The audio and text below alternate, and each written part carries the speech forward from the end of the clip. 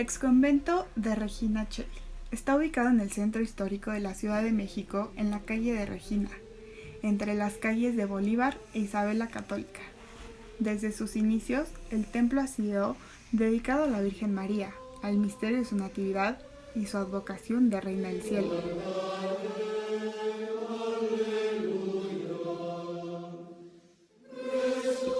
De hecho, el nombre de este exconvento es una remembranza en latín que es Regina Coeli. Las religiosas de la Concepción fundaron el convento de Regina el 4 de octubre de 1573. 10 religiosas salieron para fundar el convento de la Natividad de Regina Coeli, bajo el permiso del Papa Gregorio XIII.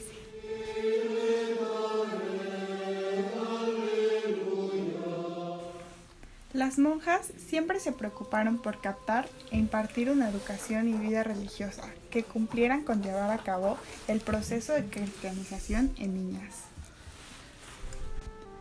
Esta construcción es una de las más antiguas de México. Se inició en 1573 por el arquitecto Diego de Aguilera, quien le dedicó 10 años de su vida.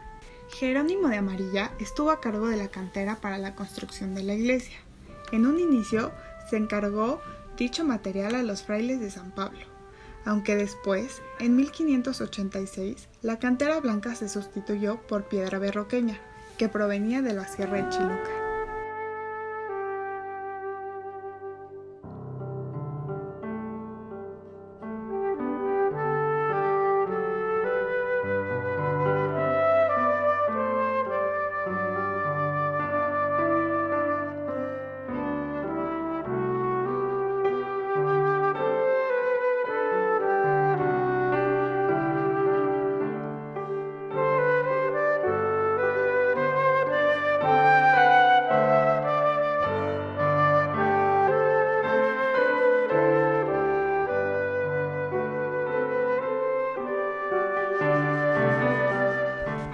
Para ese momento ya se tenían los escalones de las dos portadas, el altar mayor y 2 colaterales.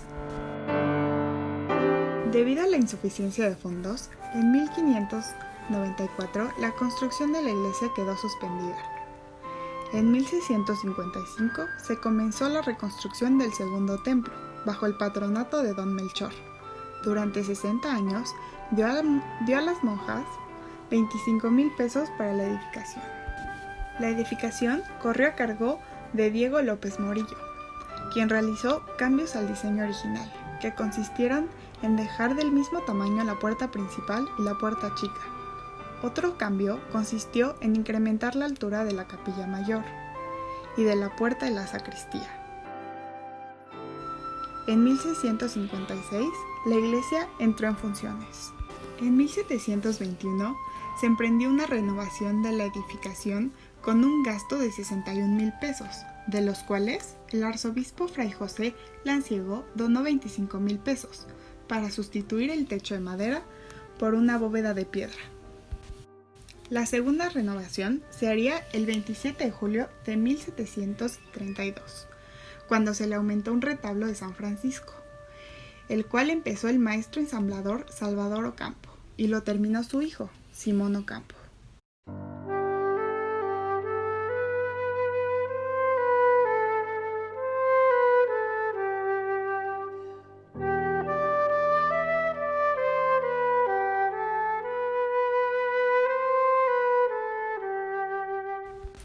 Otra construcción perteneciente al exconvento es la capilla Medina Picasso, dedicada a la Inmaculada Concepción, cuya construcción empezó en 1728 y culminó en 1733 por el arquitecto Miguel Custodio Durán, y financiada por don Buenaventura Medina Picasso, cuyo retrato se encuentra dentro de la capilla. En el exterior cuenta con sus portadas gemelas, características de los conventos de monjas. También sobresale su campanario de 3 cuerpos y la cúpula.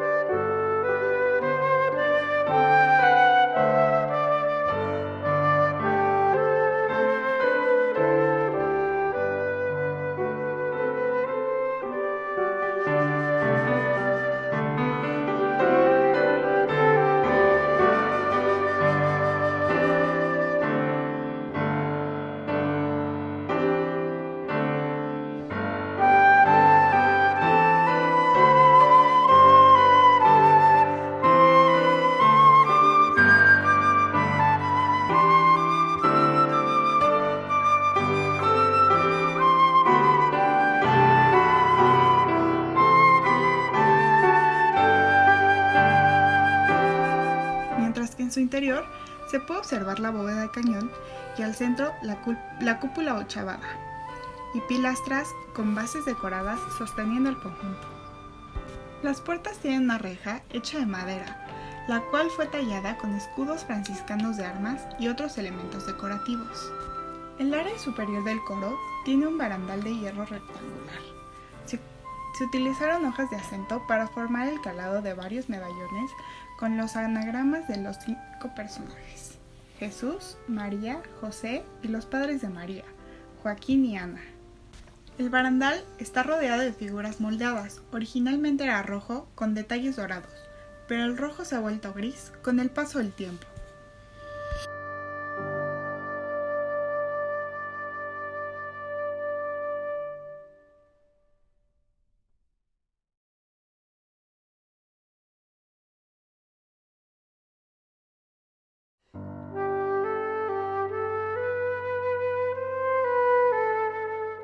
Debido a la ley de desamortización de los bienes del clero, que se decretó en 1859, para el año de 1863 las monjas fueron exclaustradas y sus bienes expropiados, pero se reinstalaron durante el imperio de Maximiliano. En noviembre de 1867, el presidente Juárez las volvió a desalojar y el edificio fue entregado a la Secretaría de Guerra y se usó como cuartel, hasta que el gobierno lo cedió en pagos de créditos a Ramón Obregón, por lo que al circular entre particulares sus instalaciones o parte de ellas exentaron la demolición juarista.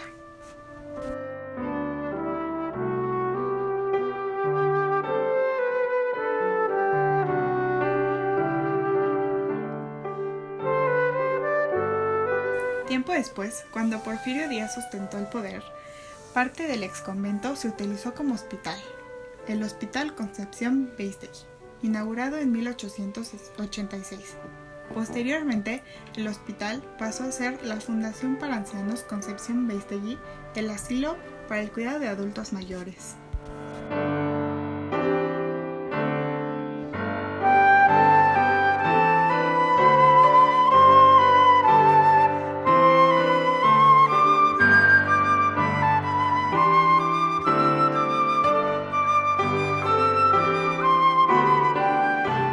De restauración que junto con el Instituto Nacional de Antropología e Historia que se llevaron a cabo en el exconvento permitieron redescubrir el patio de los confesionarios, el coro bajo de la capilla Medina Picasso y el jardín de la estampa. En el templo, por su parte, se siguieron oficiando misas, aunque sus retablos, pinturas originales y objetos de plata fueron continuamente saqueados. En el convento de Regina Coeli, la educación era exclusiva para jóvenes españolas y criollas. Algunas de las condiciones para hacerse monja eran las siguientes: nacimiento legítimo dentro del matrimonio por la Iglesia, juventud y virginidad, 15 años era la edad mínima y 35 años era la edad máxima, y debían tener habilidades de lectura y escritura. Ya resueltas las condiciones de ingreso, la ceremonia de entrada era el acontecimiento principal. Luego venía el periodo de prueba del noviciado. El día más memorable, su matrimonio místico con Dios. Profesar la convertía en esposa de Cristo, y pasaba del velo blanco al negro en honor de su esposo ausente. Debía hacer un testamento para disponer de sus pertenencias personales, un requisito legal y espiritual. La oración constituía la ocupación más importante en la vida de la monja.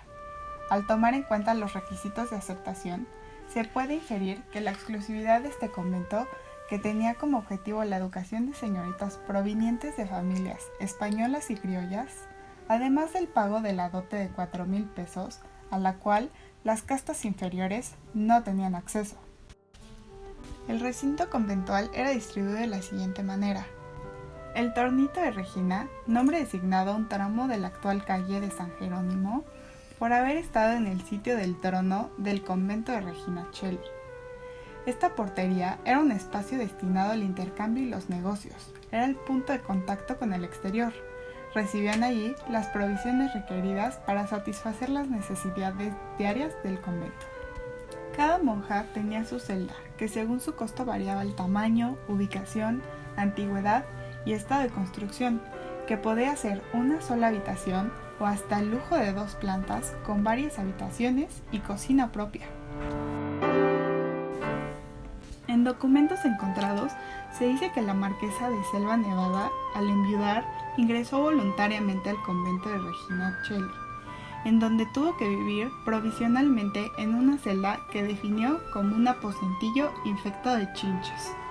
La celda de Regina, construida entre 1797 y 1798, fue la vivienda de la marquesa, antes de trasladarse a Querétaro con el nombre de Sor María Antonia de los Dolores. Este es un recibo de honorarios de Manuel Tolsá, por la suma de 1,000 pesos. En ella se incluye la celda y las obras de arreglo del jardín del convento de Regina Coeli, y también el proyecto para las Teresitas de Querétaro, el cual nunca pudo construirse. Había una botica donde fabricaban diversos medicamentos. En este convento fabricaban polvos purgantes que vendían a quien los solicitaba, y un agua para atender el mal de ojo. Incluso, por documentos encontrados, se sabe que en el año 1764 el convento contrató los servicios del boticario Juan José del Pino.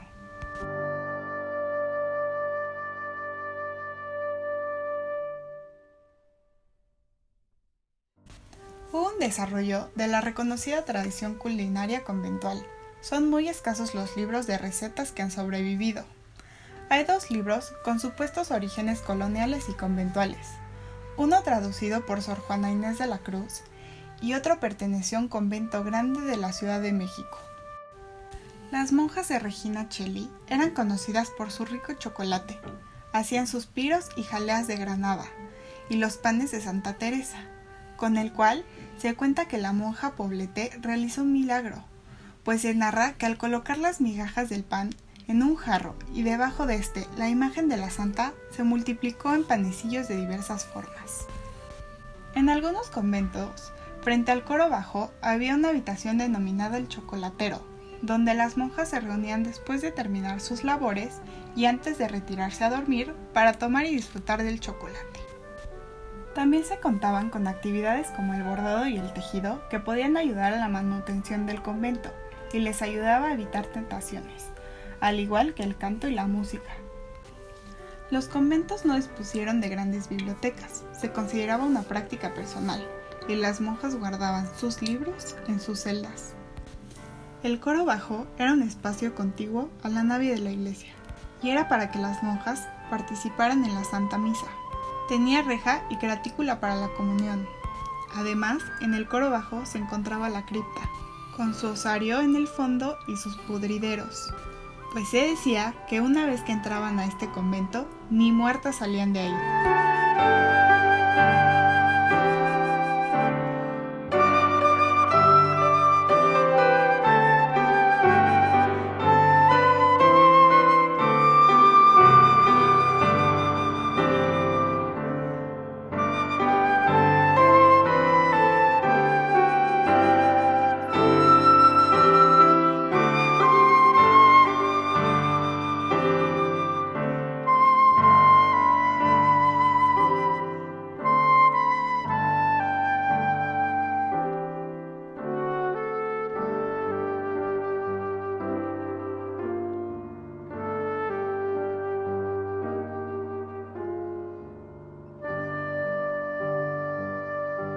Regina Coeli es reconocida por sus retablos. El retablo del altar mayor, obra del escultor Juan José Vidal, está dedicado a Jesús.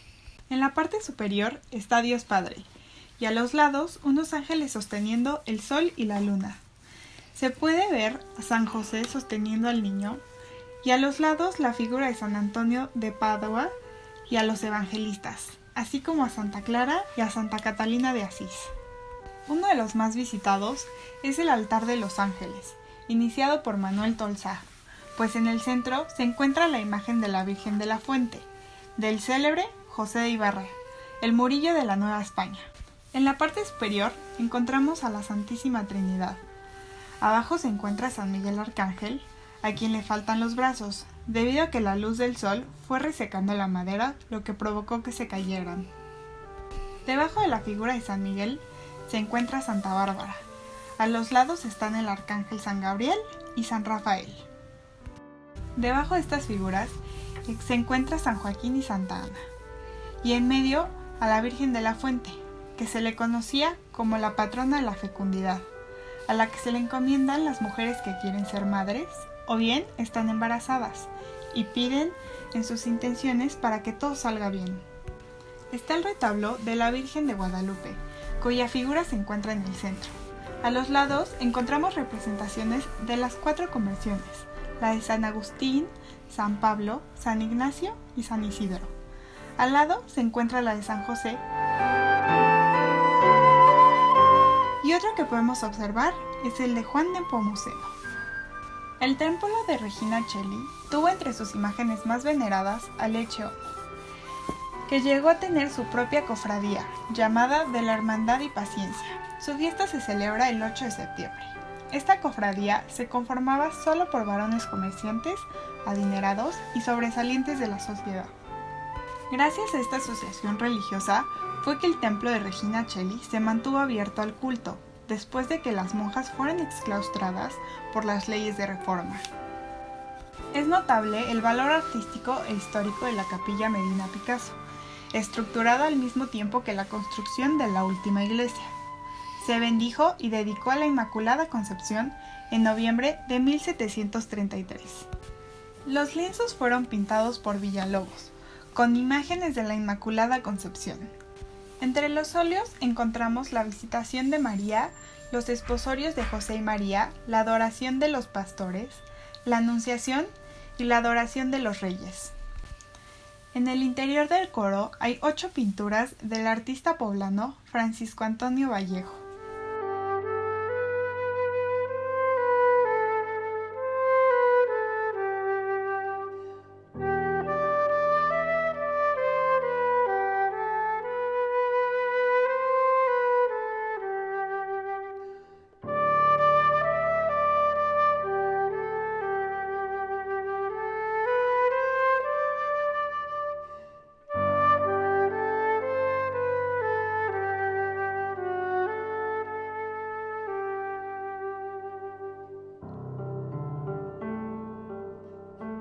No sabemos en qué fecha el templo de Regina Coeli fue designado parroquia.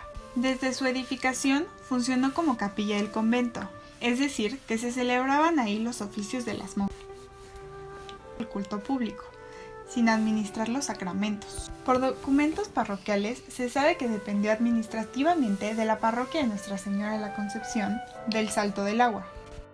Actualmente, Regina Coeli tiene fracturas estructurales en trasera, donde se encuentra el coro y el campanario, como consecuencia del sismo del 19 de septiembre del 2017.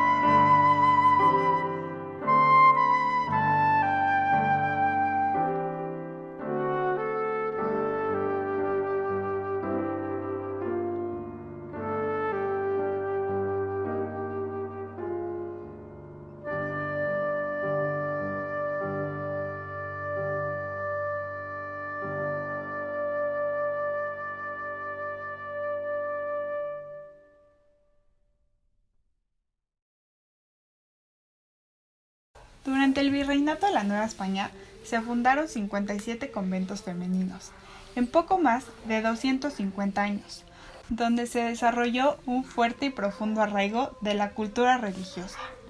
Las mujeres tuvieron un importante papel en el proceso de evangelización de Nueva España, aunque no tan activamente como los frailes y clérigos. Los conventos femeninos introdujeron prácticas devocionales, diseñadas específicamente alrededor del culto de Cristo y María, a la vez reforzadas con el nuevo culto a los santos, que fue signo distintivo del catolicismo del siglo XVII, creando una identidad que perduraría más allá del periodo de sujeción a España.